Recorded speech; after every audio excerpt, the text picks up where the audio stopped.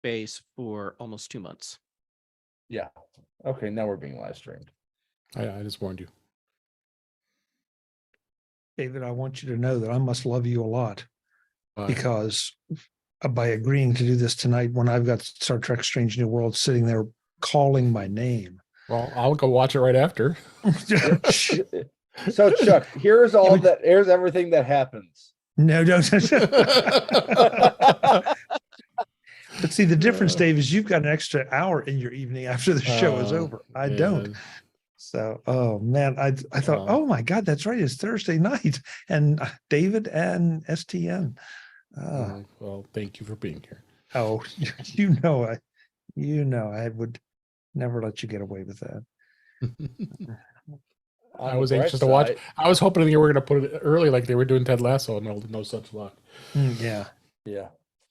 On the bright side, things have started to clear up, so I'm not coughing like I was after the big show.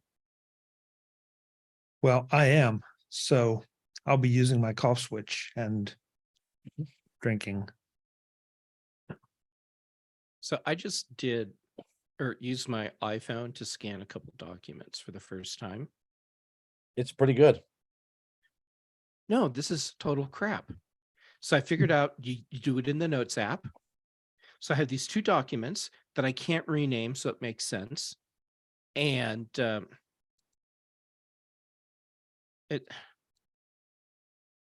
what format are they in? Are they Notes documents? When I send them, do they convert to something else? Do they become a PDF? Are they a JPEG? So I've scanned two documents and they're basically sitting here. I mean, I can send them, but they have random names that were assigned by the Notes app, where it looks like it was trying to figure out what the first word in the document was. So yeah, what the hell? You're just getting grumpy because you're having to move. Oh, that's a big part of it. Yeah. But nonetheless, why can't I rename these files? So I'm going to mail them to me and see what happens. What version of the OS are you using, Joe? What are we on right now? 16.5 or 6? 5. 16. 5 is. We have too many OS version numbers across multiple devices plus betas. I can't keep track of. Well, we're gonna decipher that in just a minute. Yeah, this is good stuff. Let's not waste it. Oh my God. Okay, so I got to email this document to me, or note, or whatever that crap it is. And I get a dialogue. Sharing from iCloud account. This document will be shared from your iCloud account. Then it gives the email address of that, which is different than the email address you're using to send. Okay. Why do I need this dialogue?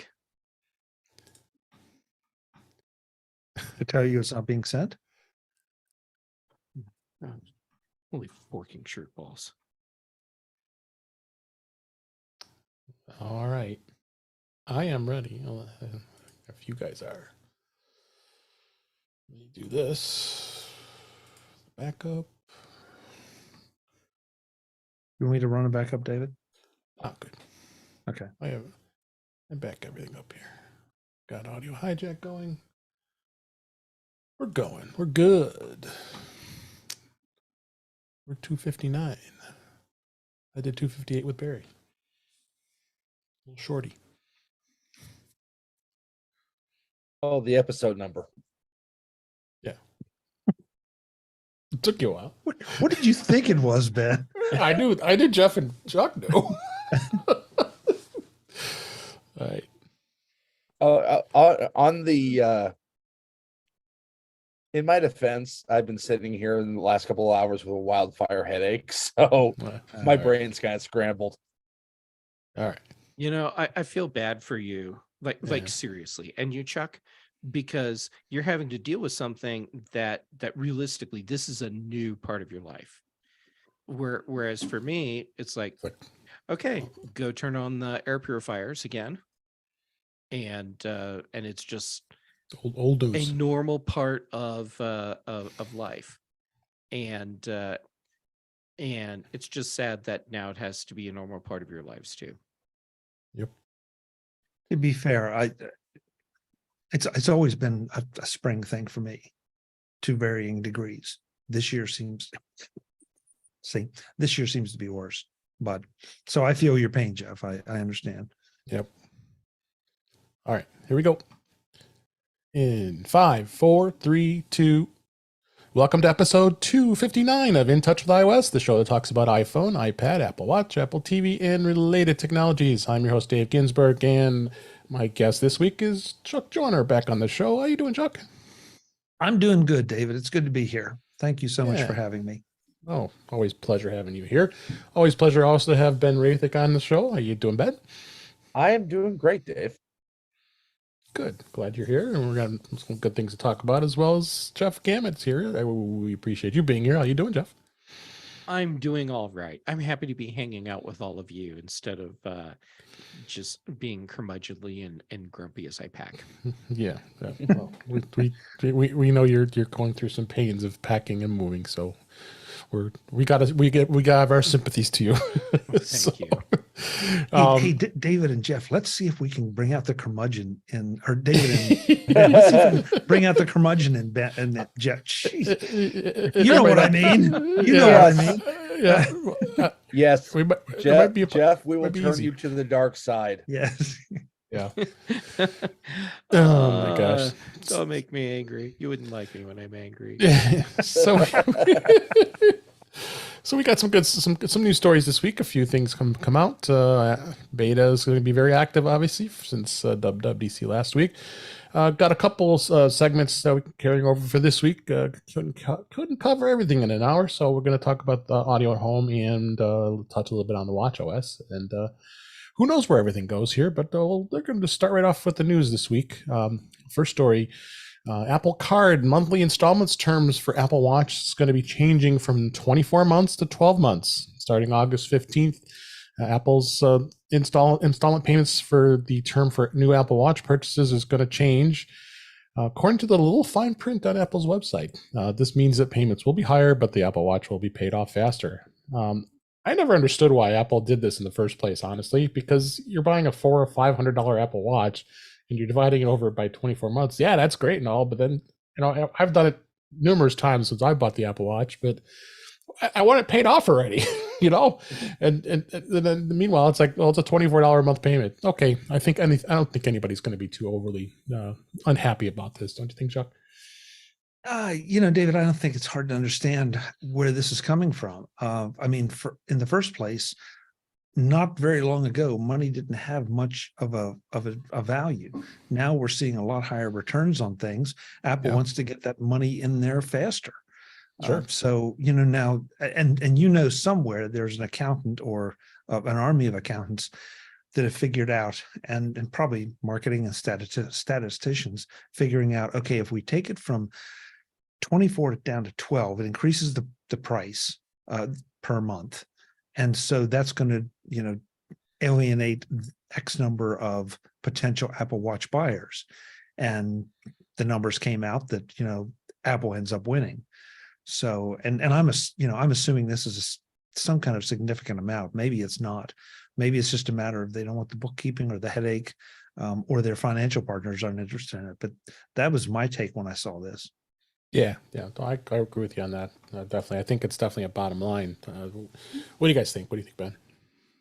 Well, to be perfectly honest, it's a pretty prudent move. Most of the watches that are going to be bought on the Apple Card monthly installments are the non-cellular models. Right. If you have a cellular model, you still have carrier financing. And if you have if you want the Ultra, well, we're going to talk more about that in a couple stories. Yeah. Yeah, absolutely. What do you think, Jeff? It's just, like I said, I think I'm fine with this. That doesn't bug me. For me, I'm going to pay up front for the watch anyhow. Yeah. That said, I can see situations where people have a legit use for this. Apple's in a weird place now. They make, just in the general sense, disposable income products. Now, granted, we use a lot of their stuff to run our businesses but when you look at a product like the Apple Watch, disposable income product, but it also has valid health use cases for many people. If you're one of those people where a product like the Apple Watch has a legit health use case for you, but you don't have a lot of money, and financing the watch over 2 years allows you to get this device that can have a significant positive impact on your overall life, it would be unfortunate to lose that.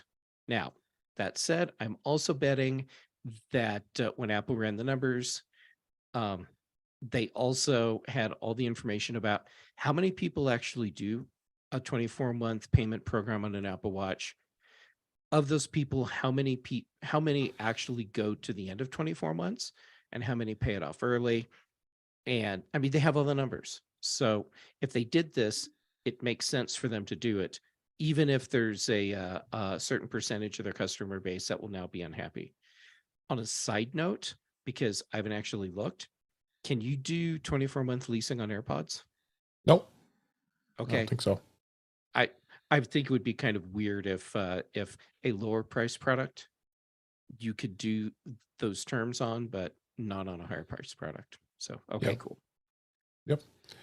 Meanwhile, Apple is going to be changing the way you can buy an iPhone through financing. They're discontinuing the Apple Card financing for iPhones if you buy it without a carrier connection. So Apple is making a major change to the Apple Card monthly installment purchase option for iPhone in August, where it's no longer going to allow customers to purchase a SIM-free iPhone model using the Apple Card financing.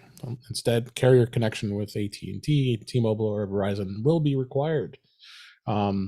So this is interesting. There's a little bit of fine print that they found here, and saying that Apple is making that change. So could this be just the same of what they're doing with the Apple Watch financing? Very possible.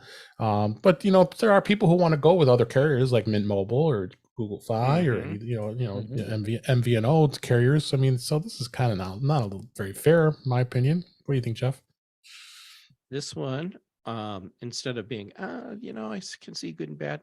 This is straight up bad.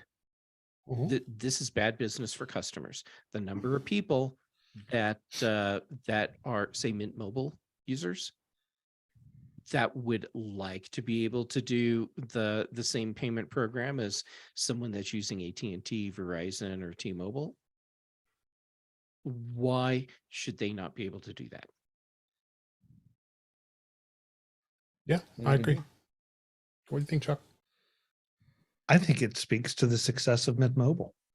I think that there's some people out there that at the major carriers who are feeling quite threatened that maybe people are going another direction, or at least are recognizing finally that they have some options.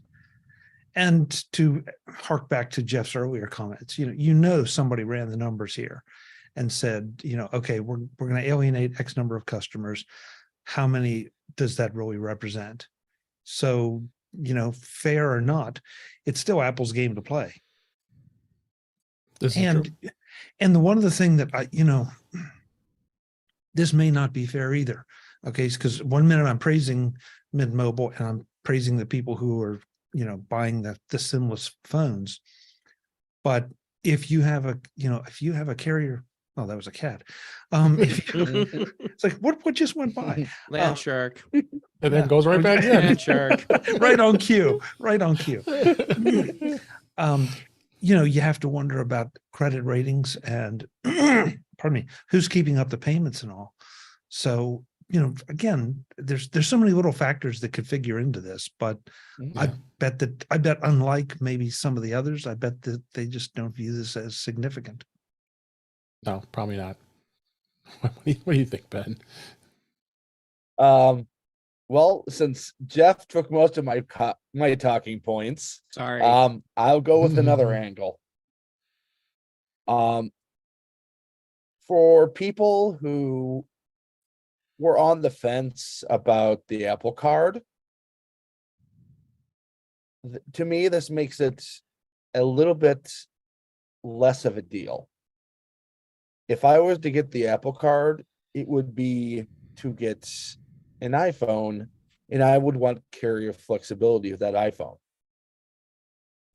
Without having that carrier flexibility, financing it through Apple has a lot less is a lot less interesting than just financing it through AT&T, Verizon, or T-Mobile. I mean, granted, there's probably a good reason behind the scenes for this, whether it was the carriers being up in arms, Goldman Sachs having issues with the SIM-free loans or something to that effect, but it just plain sucks. Yeah, Okay, go ahead, Chuck. Let me throw just something out and then ask the panel a question. The one thing about this is that if you require a phone to have an eSIM, then the phone is going to work as soon as it lands in the customer's hands. Right. If you sell it SIMless, are you going to incur a whole lot of support calls? And at the end of the day, and this is what I wanted to ask the panel. I mean, you can still, okay, so you have an AT&T connection, let's say. I mean, at some point you can cancel that and adopt one of the other carriers just with an eSIM change. In fact, in some ways, isn't this easier than with physical SIMs? It can be. However, while doing the switch over between carriers is much easier than it used to be. Oh, absolutely.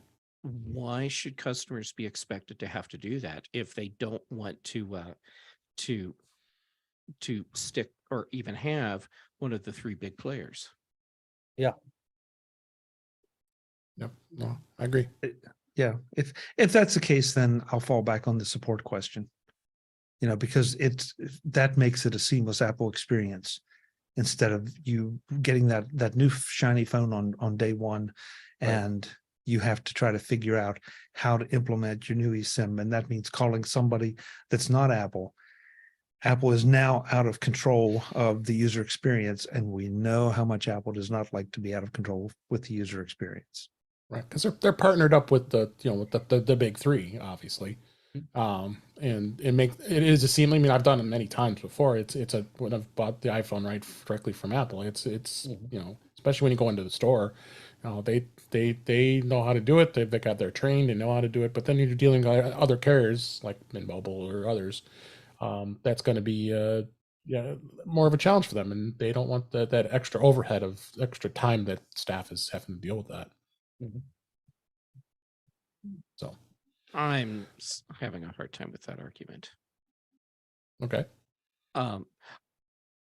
If you're dealing with a company like Mint Mobile, the process for setup is really no different than it is for the big three carriers. Yeah. If you're dealing with Singular, same thing. So, I don't know. And then as far as, well, this cuts down on customer support issues. Maybe, but I kind of doubt it. If there's going to be a problem setting up your phone, it's just going to be a problem. And for example, I know what I'm doing. Every time I've gotten a new iPhone, when up until I switched it over to Mint Mobile, every time I got a new iPhone, the process of switching over, unless I paid for an unlocked phone, was stupid, and something always went wrong, and AT&T always had to get involved and manually activate the SIM because they couldn't figure out what happened. And that's outside Apple's hands. For me, I totally get that's not an Apple thing, but for the average person, if they're in the Apple store and it's not working, they're pissed off at Apple. So my feeling is if as Apple, you want to remove yourself from having to deal with so much customer support, sell only unlocked phones, and then you sell someone a phone and then say, and here's the web page that shows you how to set it up with your carrier, or the AT&T or Verizon stores 2 doors down. Yeah. Or whatever.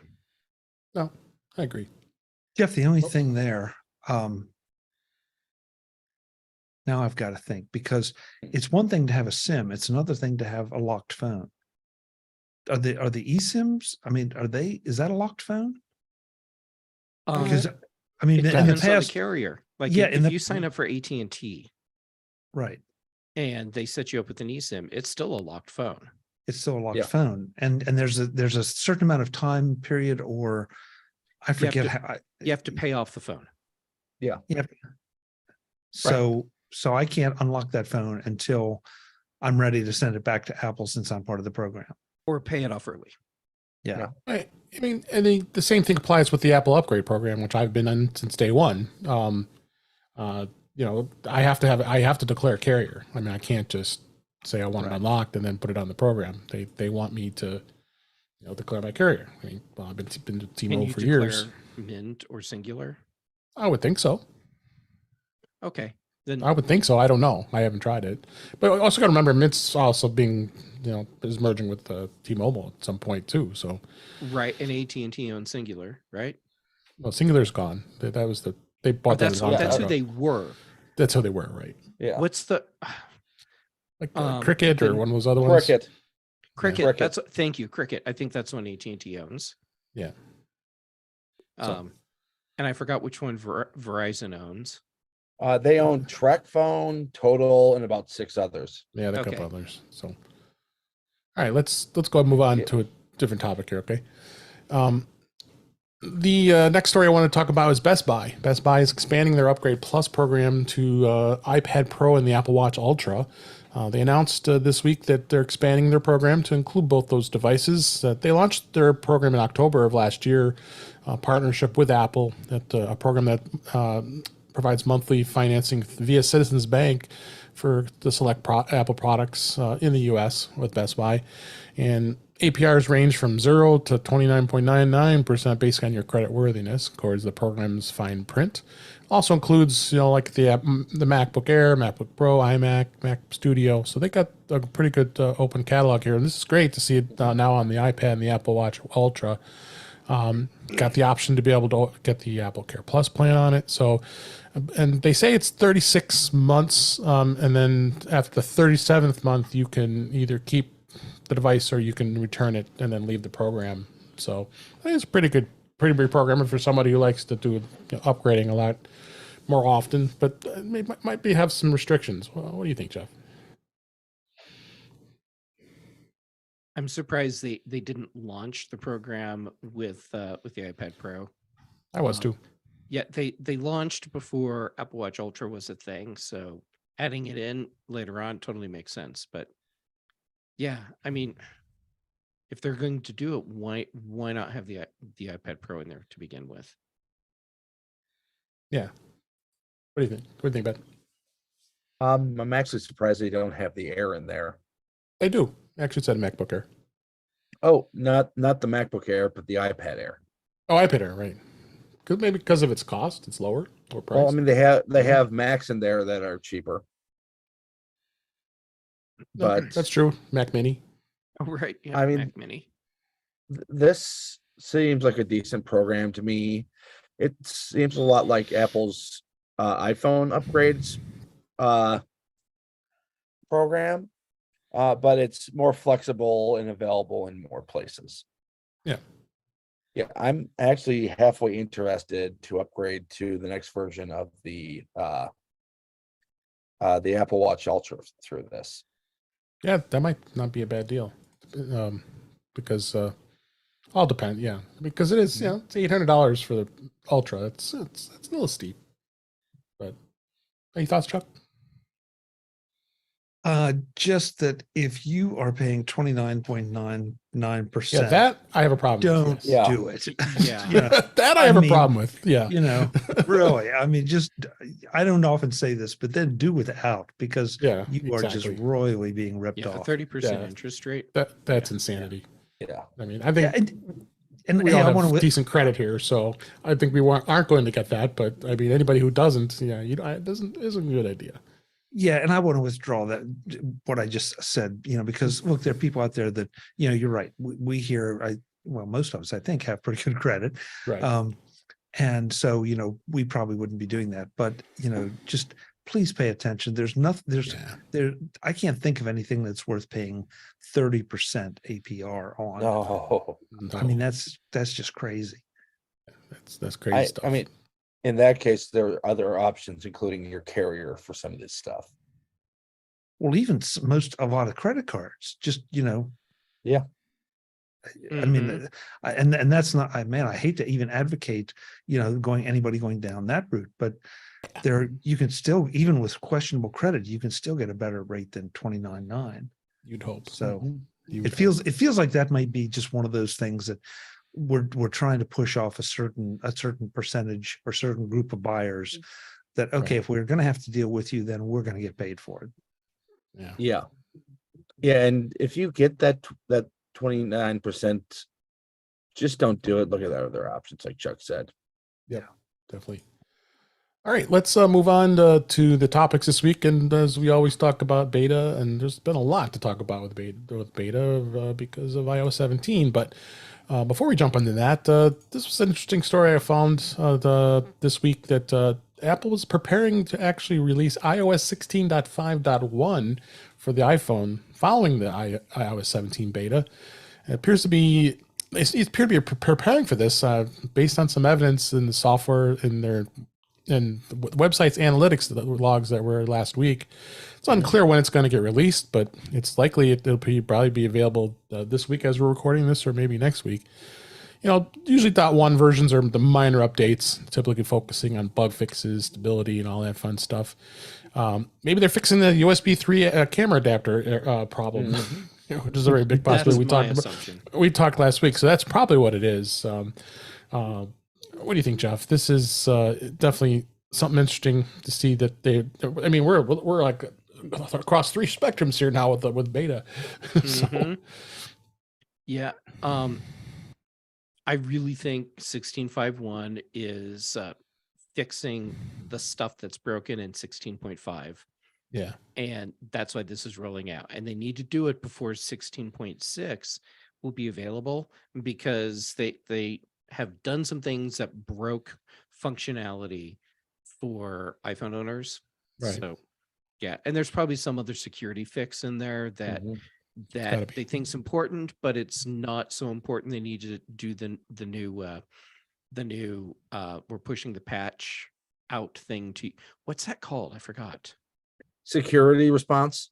Thank you. Oh yeah, security response, right. Yeah. Guys, have any thoughts about that? Go ahead, Chuck.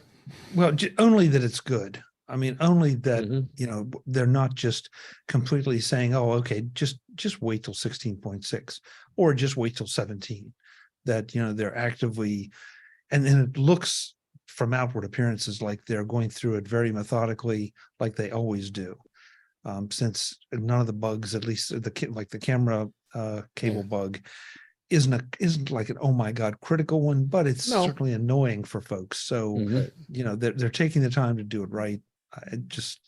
I mean, you know me, I'm not big on the whole beta cycle, have it being opened up the way they've opened it up, because I just think it leads to a lot of issues that we can talk about later. But this feels good. This feels good. Yeah. So they've and of course today, as we record this, I was as I got to the show notes before the show started here, that they've released 16.6 beta 3. That update went out to developers, and they'll probably have it. It's only been 2 weeks since the second beta came out, and of course you can go out and get that update if you so wish. It did lay the groundwork of iMessage contact key verification, which meant Apple device owners need to verify that they're messaging with people that they intend to message to, as rather than a malicious entity. So they added that in there as far as one of the big updates. Like I said, I guess it's a good idea they went with 16.5.1 just to be safe, with probably the camera adapter, and then have 16.6 ready to go. Then we move on to iOS 17, which is, you would think that's where Apple wants to continue its focus now at this point. What do you guys think? I can't keep track of these. I know, it's crazy. This is like I think this is the most I've seen in probably a long time, if ever. So we have 16.5 or 16.5 is what we're on. 16.5.1 beta, 16.6 beta. Wait, is 16.51 even a beta, or it's just... No, it's going to be like a .1 release. Yeah. Yeah. And then 17 beta. Yeah. Yeah. We need a chart. Yeah. I gotta put a chart together for this. Right. So I would think that Apple wants to release this sooner than later. I mean, you got to think that they want to put their focus on 17 now, but who knows? WatchOS 9.6 third beta was released as well, and the and tvOS 16 that was the same version. 16.6 was released as well. So nothing really notable between both of those releases. So, but we talked a lot about iOS 17 last week, so I won't spend too much time on it, other than I have a couple of things that were interesting that we found this week. This was the PSA actually. Disabling iCloud Drive in iOS 17 no longer turns off third-party app cloud syncing. They found this in iOS 17 and macOS Sonoma, but if you turn this off, it no longer impacts third-party apps that uses Apple iCloud databases to sync their data. I guess it's welcome from both developers and users. So this is definitely going to be something interesting to see where this goes. Do you guys have any thoughts on that? Good. This shouldn't have been an issue ever. Yeah, I thought so too. Other thing I'm super excited about is 1Password. They teased their native passkey support that's coming to its app with iOS 17. Since Apple announced passkeys last year, many companies have been starting to adopt it, and the new standard with passkeys. Passkey, as we know, is the new technology developed by FIDO Alliance that's in partnership with companies such as Apple, Google, and Microsoft. Instead of traditional passwords, users can now sign in with secure authentication methods like facial recognition, biometrics, all that fun stuff. But there's a link here that also talks about what 1Password has done, and the new API is going to let password managers create and use passkeys within other apps, such as Safari. I think this is exciting. I'd like to see where this goes. Especially, I can't wait to get this. I might even try it, on my test iPhone here to see how it works once 1Password releases this. Yeah. I'm at the point where it's like 1Password. Give me a test flight invite, please. Yeah, exactly. I don't think 1Password is going to, though. They're not going to rush this out. I mean, there's no reason to rush this out, because there are not that many sites right now that support it. Right. And so, do all your experimentation, do all your testing, and then if you're going to release a public beta or something, make sure it's like as solid as you can make it. So, I mean, again, I think this is great. Passkeys are a wonderful thing. But it's going to be a while before we can abandon passwords. Oh yeah, I agree with that statement, definitely. One last thing I want to mention on iOS 17, I thought this is another interesting thing, is iOS 17 is going to give you 72 hours to undo an iPhone passcode change. If you change your iPhone's passcode and forget it soon after, iOS 17 is going to have a new option available to help you out. Specifically, it will now be possible to reset the iPhone's new passcode with the previous passcode for up to 72 hours after the change is made. If you enter the incorrect passcode, tapping forgot passcode at the bottom of the screen will lead to another screen. Try a passcode reset option, and tapping this option will allow you to enter the previous version's passcode. I don't know if I like this or I don't like this, but I think this is something that's okay. Do you think it's going to cause people to be able to manipulate this, just like we've had all the press about the people stealing your identity, your iPhone, and your iCloud world? People will always find ways to abuse things. Yeah. Yeah. My guess is that Apple added this feature in because they have all the data. So they, I'm guessing, know that there's a significant number of people that are in situations where they change their passcode with, like they need to change their passcode for whatever reason. And they do. Right. But then they realize they don't know what they changed it to. And well, I can understand a lot of people saying, how can that possibly be? The number of times that I have dealt with people that don't use technology as fluently as we do and do something like that, and then don't understand what has gone wrong. There's a lot of people out there like that. And I'm not saying people are stupid. I'm just saying that there are a lot of people that really don't grok everything that's going on here. And if Apple's making this feature, then that tells me there's enough people that are having this sort of a problem where they needed to do something to help out. Jeff, I have a friend who I helped set up 1Password, and they forgot their 1Password. And it, it's like, well, it's called 1Password for a reason. You could have written that password down somewhere secure if you thought you might forget it, but no such luck. I think this feature, though, is for especially for one particular group of customers, and that is the customers who let their young children play with their iPhone, and the kids reset the password to something that don't they need to know the password to reset it? I get where you're going. People people unintentionally changing passcodes. Yeah. So I think it's a good thing.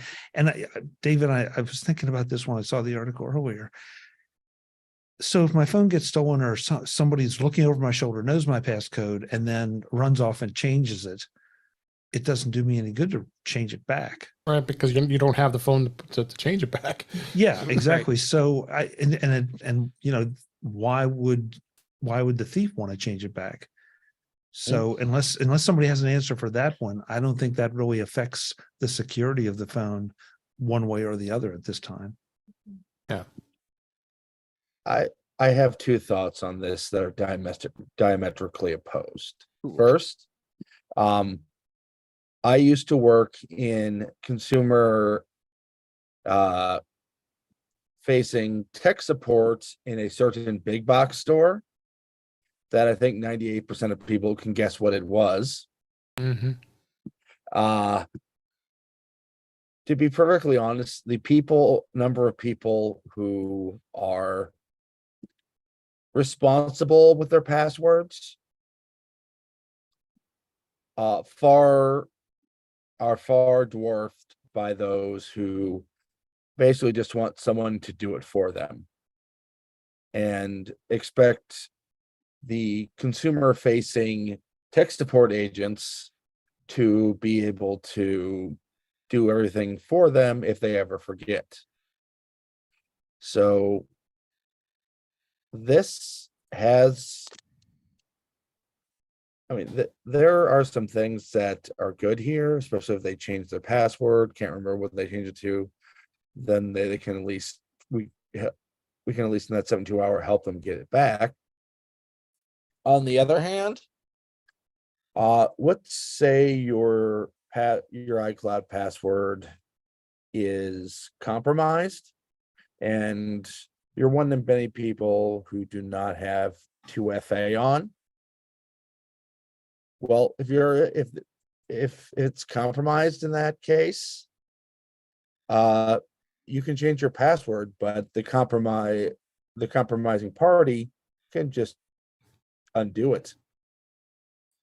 So, like anything, this is a bit of a two-edged sword. Yeah. Yep. Okay, let's move on and let's talk about audio and home. That was the big topic during the WWDC keynote. In TVOS beta 17 beta 1 was released. And was a number of great things that were announced. I think notably was FaceTime's coming to the Apple TV and connectivity camera with your iPhone, being able to just set up your iPhone right at your TV and be able to have a FaceTime call from your Apple TV. I think that's something that's kind of exciting. And Center Stage is also going to be available, so it'll perfectly center everybody as they're moving around. And being able to the controls on the iPhone or iPad will be able to easily transfer the FaceTime back to the device if you want to. They're also looking at expanding, I believe, WebEx for Cisco and Zoom are going to launch a tvOS app and be able to have their communication capabilities. I wouldn't be surprised if Microsoft Teams does it too. It's definitely going to be a way of folks wanting to be able to have these types of conference calls on your Apple TV. To me, it's making Apple TV a more valuable device, compared to everybody looking at, oh, look, Roku's so much cheaper, and look at Google TV, that's another cheaper device, and the Fire Stick, and okay, well, are they going to be able to do this? I'd be surprised if they could, only because of the processing speed that those devices generally have. It's much slower than what an Apple TV does. What do you guys think, Jeff? Is this something that you would use on the Apple TV, you think? If you'd asked me a couple years ago, I would have said no. Mm-hmm. But then we all had to start living like we were isolated on space stations. Right. We out in the basically Delta were. Quadrant. And so now I can very confidently say, yes, this is a feature that I will end up using. Mm-hmm. No, I think it's something really good. What about you, Chuck?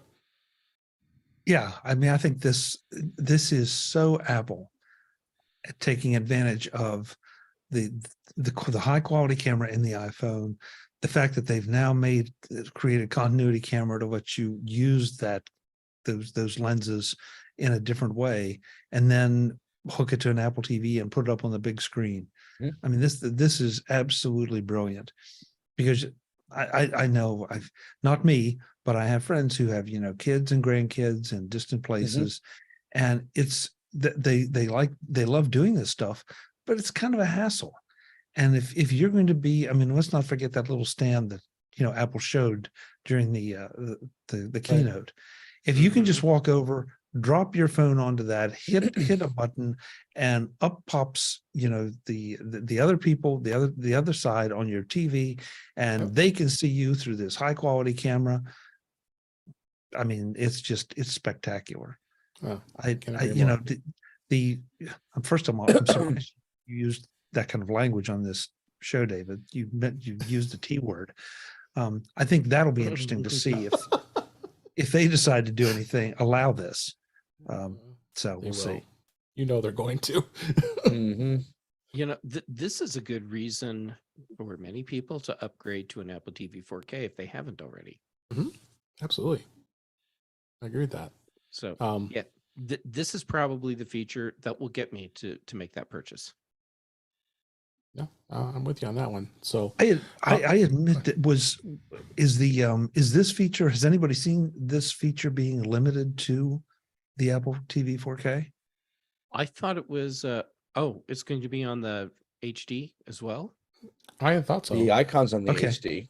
Yeah. Oh, Okay. Okay. As Well, long, then as never long as I mind. can run tvOS 17, I'm would go to I was manage it, under the so. impression, who knows why, that this was just a 4K thing. I There we will, go. This is even yeah. better. Now I don't have to buy a new Apple TV. I will say this, I haven't had the chance to beta test it on the HD. Yeah. But there's the FaceTime excuse me, the FaceTime application is on it. Yeah. So, but we'll see. Okay, I'm scanning through the press release, and Yeah, I'm looking too. I need to look at the small print for actual compatibility, because the press release talks about Apple TV 4K. Yeah, it says Apple TV for HD. Okay, awesome. Okay, good. Then there you go. Yeah, availability. Yeah, it says free software update for 4K and HD. The control center complete redesign, which I think is looking really nifty. It's got all your family. If you have your family, all your other family members, so at least now you can keep your screen you way you want it, yay, and not have your significant other, your children, or whoever mess it all up. So now you can have particular profiles on there with the control center. Gives this the system status, gives you time and active profile, expands all kinds of user activity, that kind of stuff. The other thing I found extremely interesting is the fact that the Siri remote, the second gen or later, is now going to have a way of finding it. Okay, we were all doing this, I've got this remote here. I bought the case and I have an air tag inside this case of my. Not that I actually don't mind this case. I like it because it's a nice big grippy. But why would I want to have to pay another $25 to put an air tag in here to find my Siri remote? When, come on, Apple, you had it built in and we knew it, and then you didn't use it until now. Yeah. So this is definitely something I'm glad they're adding. So some other features that were added, including enhanced dialogue, clear to see here, and Dolby Vision 8.1, expansion of Apple Fitness Plus with the custom plans. Stacks will allow you to select multiple workouts. So people with Apple who are using Apple Fitness Plus are probably going to even like it even more using Apple TV. But this one here is the big one, is VPN support. Being able to actually install your VPN on tvOS 17, and it will allow you to protect what you're doing on the network, and you might be able to watch Netflix from UK. And those are probably the more the things people like to do, is be able to watch things that are outside of your country. So interesting to keep. That's another added piece of security. What do you guys think with that? To be perfectly honest, this, between both new features and the enhancements to the UI, this is by far the biggest update to Apple TV in its history. Yeah, at least I agree. since tvOS has been around. I agree with Yeah, that I mean, statement.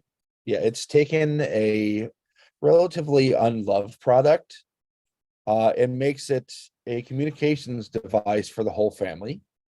It gives you VPN flexibility. The control center has made it so I have to spend a hell of a lot less time in settings. It just, but the only thing I could want left on Apple TV is a live channels option. But it's great. Nope. Oh, I agree with you 100% on that. So it's definitely going to be something to see. For those who have the option to test it, check it out. But I think most people should resist until it's coming out for prime time here. Couple other things. Go ahead. I will say, I'm running it on 3 televisions right now, or 3 Apple TVs. The reason I'm not running on the 4th, on certain models of the 4K, I have had a lot of trouble upgrading. It will, it'll go you'll say it installs the update and just goes back to 16.5. Hmm. I was able to get one of my TVs upgraded by resetting it. Mhm.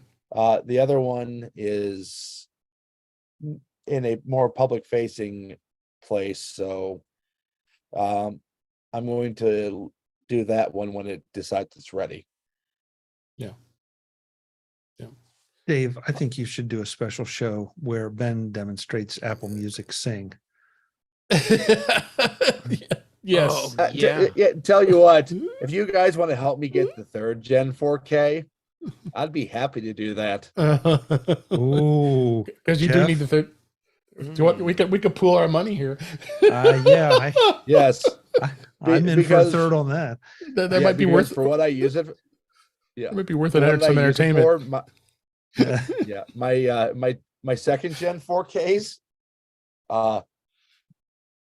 except for karaoke, there's absolutely no reason I want to upgrade. Yeah. I've I'm paid with a lot more for tickets for shows that were a lot less entertaining than that would be. Yeah, I'm sitting Oh. here looking at the prices right now. Yeah, we could find one. We got to split it 3 ways here. I think we could do a GoFundMe and we could probably buy multiples. And Multiples. Sure. And outfit his whole house. yeah, Yes. Oh my gosh. So they also changed the S lady. So now you don't have to say hey S lady anymore. You can just say S lady. That's going to be interesting to see where that goes. And how, and then it now remembers and remembers you saying it, and you actually can ask it something else. So they've made some adjustments there. Siri's going to support AirPlay for on the HomePod. They've added some more support, which includes Overcast and YouTube Music and SoundCloud and Audible, to name a few, which is great to see. That because we know Jeff and his feelings about HomePods. I have a very dysfunctional relationship with my HomePods. You do. Yeah. Most people do. You do. Yeah. What? On the dropping hay from Hey Yes Lady. Mhm. Okay, fine. And I'm glad Apple figured out how to be able to track the sound so that that it will hopefully trigger reliably. Adding in the thing where you can tell it to do something and then continue to tell it to do things in succession. Okay, that's great. Way to copy a feature that's 4 years old on the Echo, but glad it's finally there. What Apple could have done to make me step back and say, okay, that's really interesting, is something that I asked them to do years ago, which was let me make compound requests like, hey, S lady, turn on the living room lights, set the heat to 68, and start playing the My Friends playlist. Why can't I do that? Good question. Good question. Couple of features to talk about here is including for the AirPods. Oh my God! Finally, fast AirPods automatic switching. I mean, that's actually going to work. And in fact, I have an article in the show notes. If you really want to be bold, you can actually, it shows you how to install the beta version of this on your AirPods. I would tread lightly if you decide to do that, but you'd like to see this. But the adaptive audio, which is going to be really cool, I mean, adapting to your surroundings and being able to listen and be able to hear people outside with you, and that was a nice little feature they added. AirPlay in hotels, being able to AirPlay your devices. I would be seeing more and more hotels probably adopting this. Should be something interesting to see when it comes to that. So I think they did some good things in the audio in the home section here. I think Now I just want to see some improvements to the HomePod. Honestly, I mean, and Jeff's not alone. We're all struggling with the HomePod and its software. It's just not. It's not good. I'm It can be- frustrated because the device is really nice. It is. Yeah. Yeah, it absolutely is. Question for you all.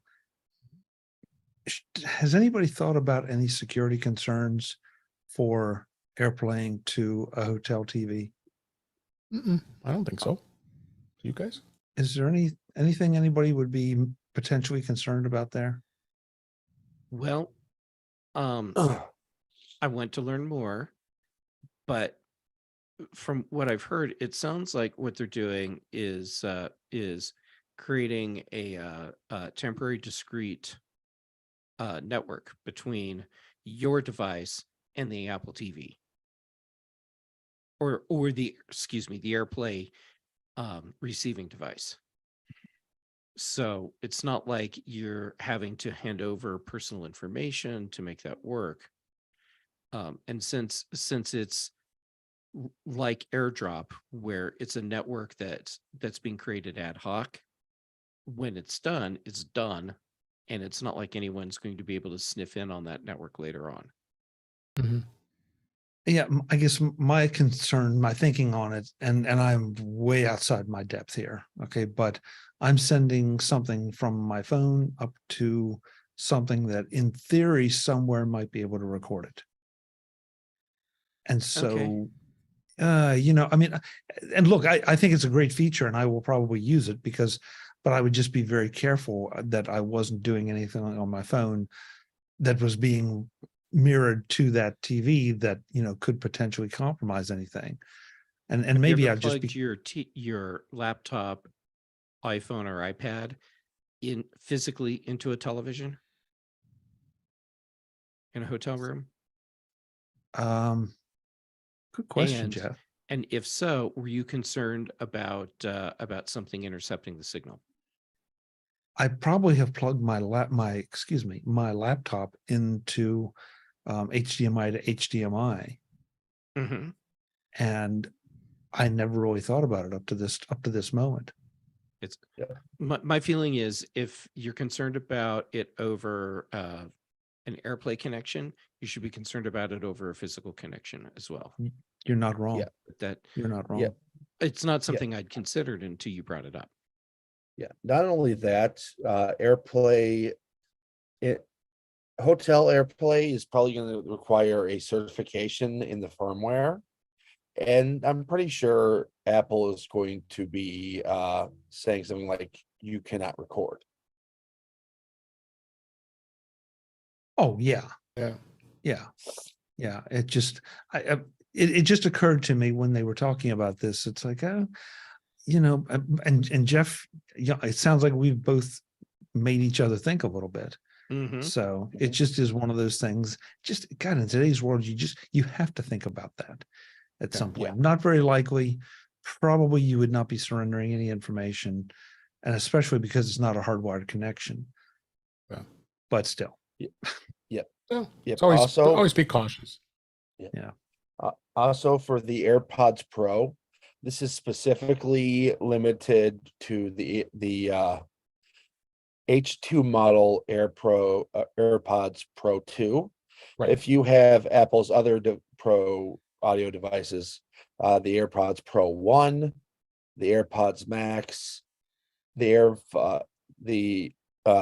Beats Fit Pro, or the Beats Solo Pro, which have basically the same feature sets as the first generation AirPods Pro, you do not get this feature.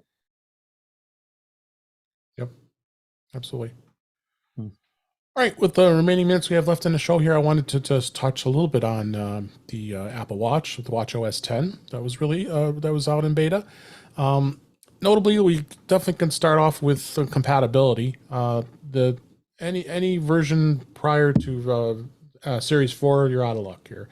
If you're sporting an old Series 3, you should be looking to upgrade, because that sucker's too slow, and you always have to erase it and reinstall everything every time the new OS came out anyway. So, so Series 4, the first and second gen of the SE, and then everything up upon that is going to give you full compatibility. I really like what they've done with the way they changed the way that the display is, with where the apps are now very full screen. I think that's really nifty. In beta, I will never go down the road of installing beta on Apple Watch because once you go to beta, you don't go back. So I'm just warning people that this is something to look forward to here. So all the apps will look great to look full screen. I really like it. They did enhance the control center, because I always, right now when you have to go to control center, you always have to tap the second button and or you have to swipe up on the Apple Watch to get to the control center. Now you can actually tap the side button and then get to it a lot quicker. I think that was a nice improvement they had there. They did also introduce Smart Stack, which allows you to stack up different widgets using the digital crown, which is great. And of course, the watch faces, we talked about that, and enhancements with fitness and mental health, which is great.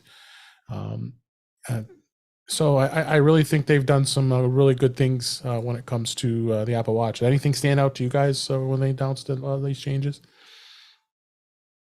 Definitely the Smart Stack. It's made my watch considerably more usable from just the watch face. Mm-hmm. The new control center layout, why I'm having a little bit of trouble reversing muscle memory on that. It makes a lot more sense. It honestly, it's great. Yeah. I hadn't thought about the muscle memory part. I don't think, though, that'll be a big problem for me, because basically the only time I use that button is when I'm invoking Apple Pay. Yeah. Oh, and for anybody who is concerned about the change in multitasking, instead of pressing the lower button, you double press the crown button. So lower button. The side button you're talking about? Yes, side button. Okay. Asking because my lower button is a crown. But you know what I you mean. right, yeah. The side button, the flat one. Okay. just making sure. Yeah. That's great. One thing I did also notice that was found is the lockdown mode is being expanded to Apple Watch and WatchOS 10, which was introduced on iOS 16 and iPad and Mac last year.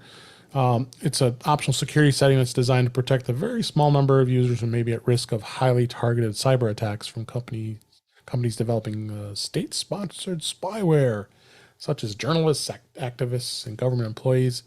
So you are going to have that added security, which I think that's a smart thing.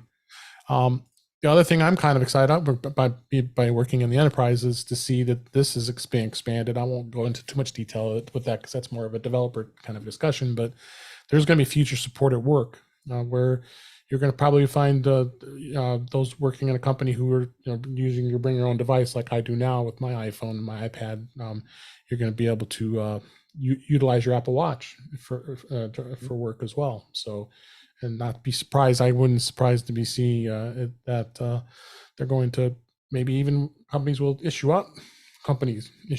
Apple Watches that that works within their work environment. So, so it's good to see that expansion. Anything else you guys have with that you're looking forward to and that was announced?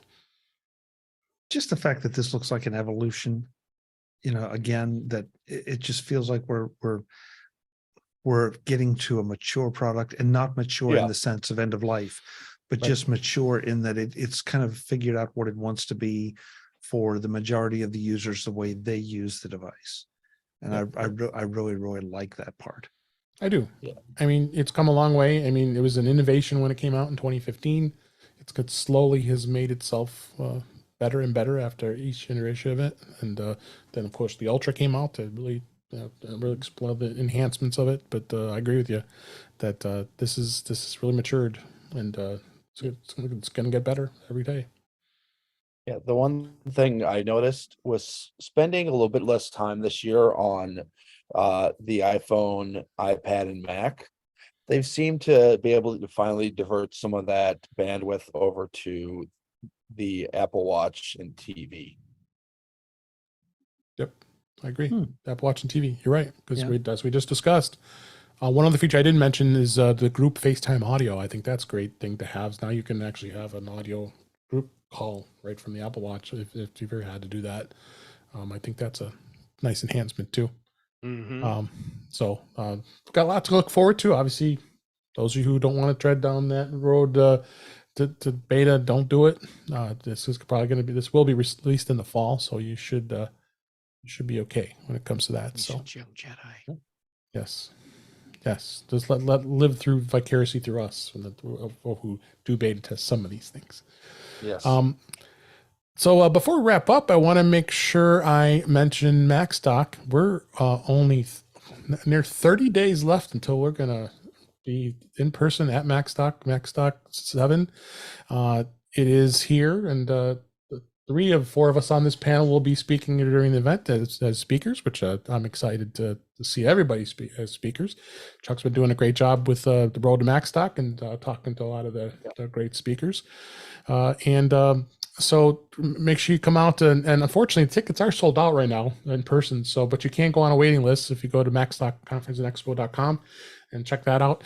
But you also could purchase a virtual ticket, which Mike Potter was kind enough to get that set up. So we're going to be doing a virtual MacStock as well as in person. So you'll be able to at least have that option if you aren't able to get tickets. But come on out. It's July 22nd, 23rd, and it's in Woodstock at right outside of Chicago. And also we had Barry Folk on the just last episodes, 258. We've talked to him a couple times now. He's going to have a Midwest Mac barbecue. Come out and see the rest of the great crew that's going to be part of MacStock.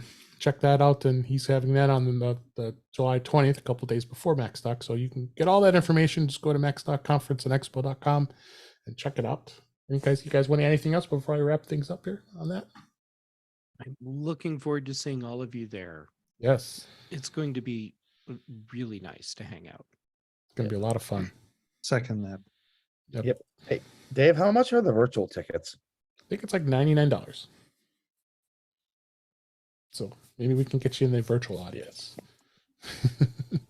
So with that, let's go ahead and wrap things up for this week. That's a wrap for this week. Please send your comments, questions, and suggestions to our email address, which is feedback@intouchwithios.com. You can follow us on Twitter and Mastodon at intouchwithios. Support the show by buying me a coffee at intouchwithios.com/coffee. We would really appreciate it. You can become a patron of the show by going to patreon.com/intouchwithios. We have 2 tiers available to support the show. We would really appreciate it.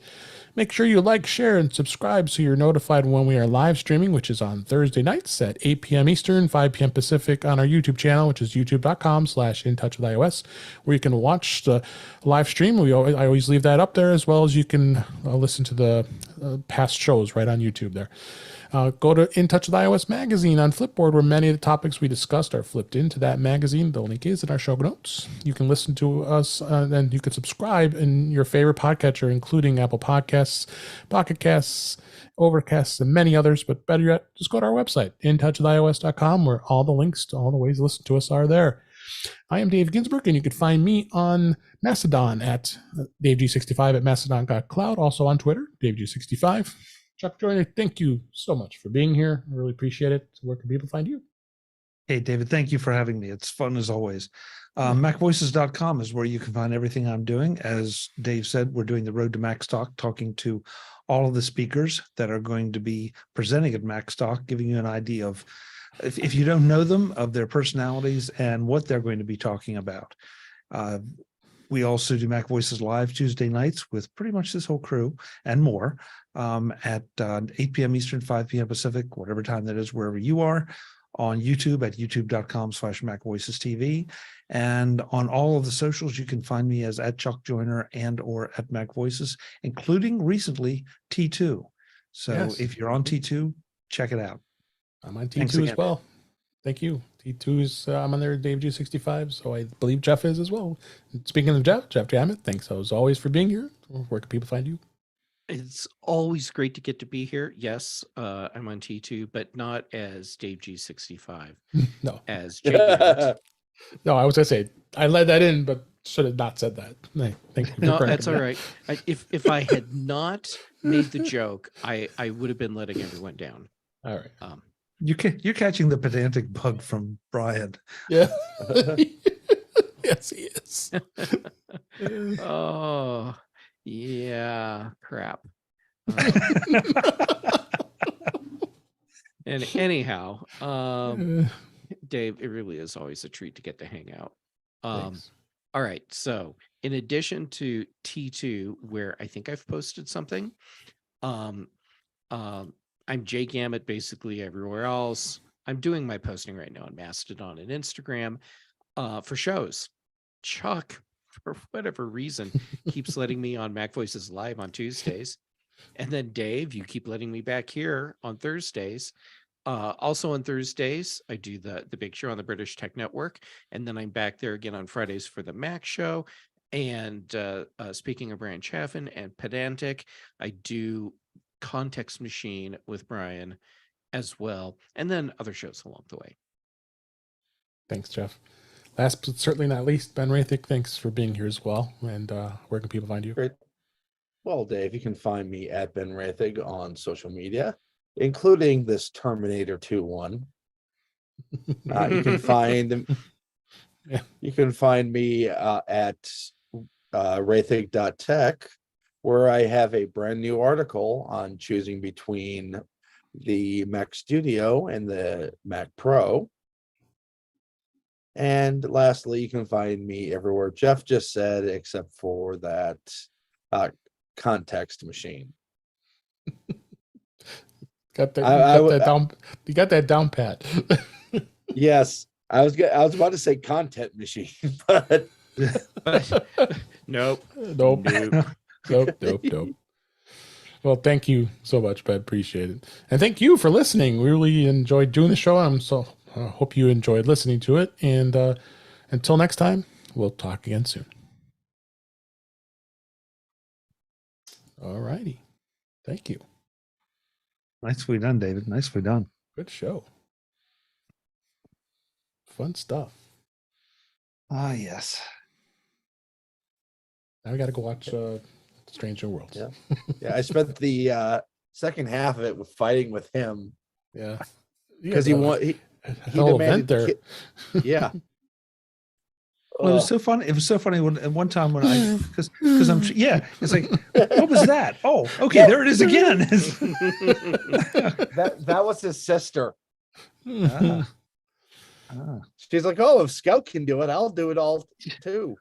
It's like doing laps around the room. Yeah, because I mean, man. with him, I would just like he'd jump up, I put him down the floor. I did that about 10 times. I put him on the behind me on the bed a couple times. At the end there, it was just like, I'm not going to be able to get him down. He's just too determined. Yeah.